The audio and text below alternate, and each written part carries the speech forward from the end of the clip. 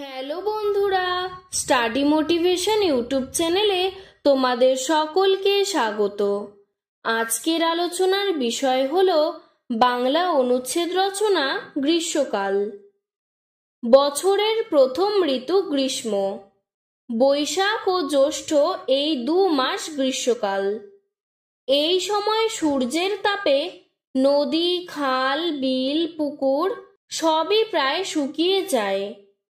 সূর্যের প্রখর তাপে গাছের পাতা ফ্যাকাশে হয়ে ওঠে এবং মাঠঘাট রোদের তাপে ফুটিফাটা হয়ে যায়।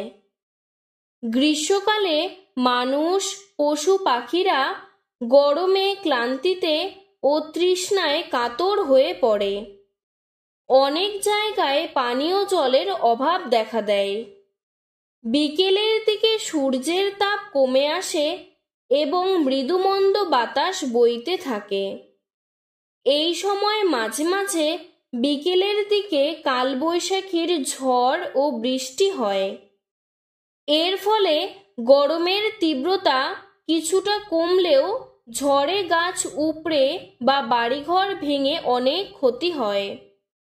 গ্রীষ্মকালে আম, জাম, লিচু, তরমুজ, কাঁঠাল প্রভৃতি রসালো ফল পাওয়া যায়।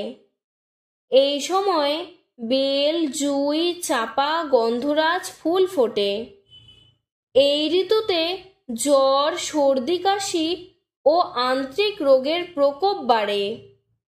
গ্রীষ্মকালে পয়লা বৈশাখ বা বাংলা নববর্ষ উৎসব, অক্ষয় তৃতীয়া এবং 25শে বৈশাখ কবিগুরু রবীন্দ্রনাথের জন্মদিন পালন করা হয়।